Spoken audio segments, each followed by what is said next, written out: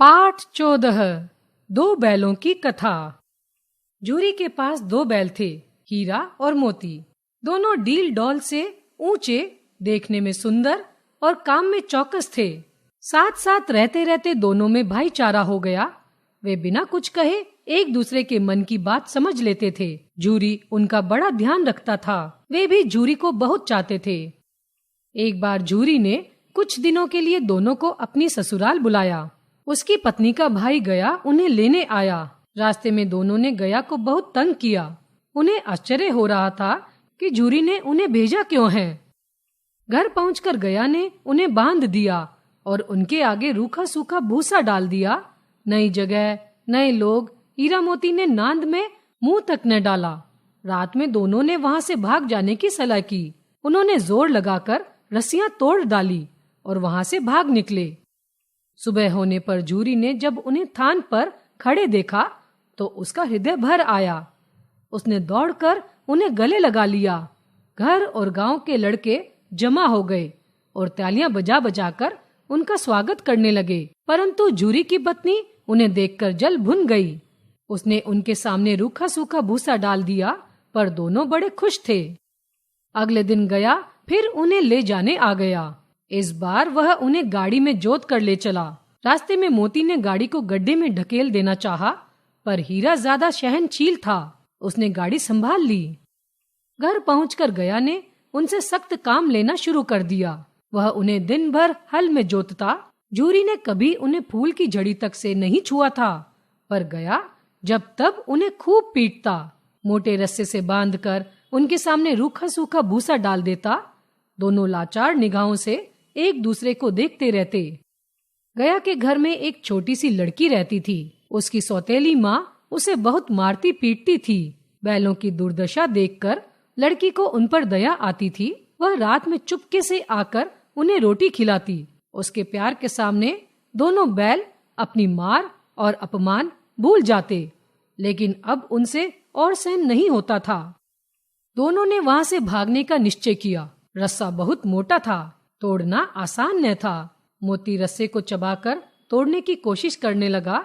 तभी वह लड़की वहां आई। लड़की ने सुबह घर में सुना था कि आज हीरा मोती की नाक में नकेल डाली जाएगी। उसने उन दोनों के रस्से खोल दिए।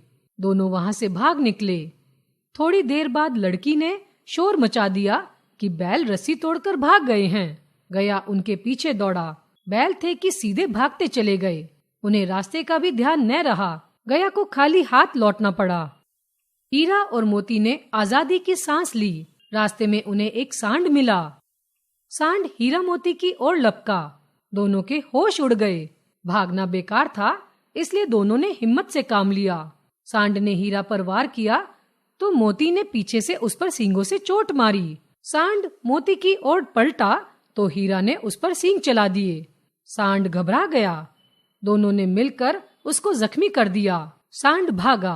हीरा मोती ने दूर तक उसका पीछा किया। सांड बेदम होकर गिर पड़ा। दोनों ने उसे छोड़ दिया।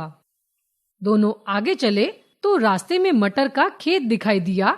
भूखे तो थे ही।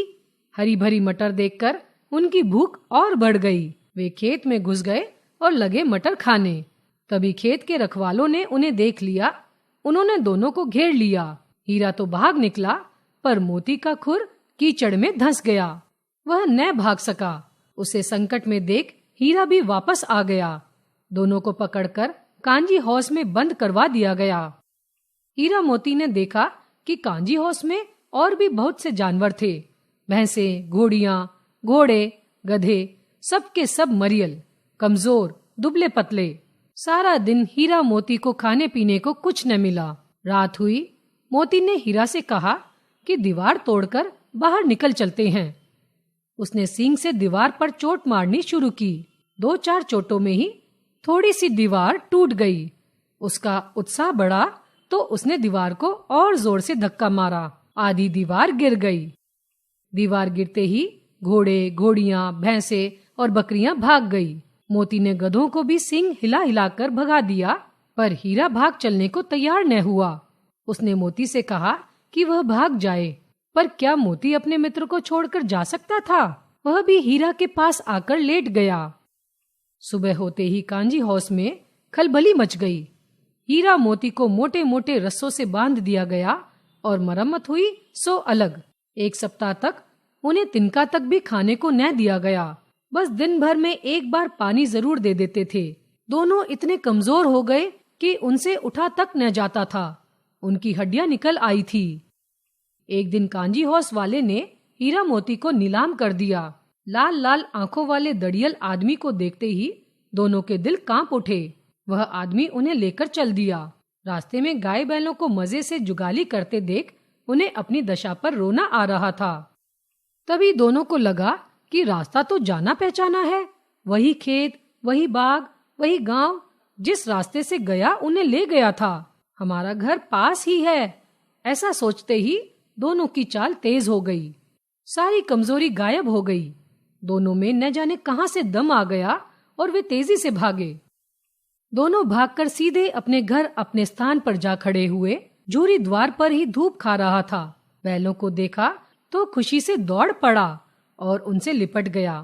तभी दाढ़ी वाला हाफता हाफता आ पहुंचा और बैलों की रस्सी पकड़कर बोला कि बैल मेरे हैं। मोती ने आव देखा न ताव, झट से दड़ियल पर सींग चला दिए।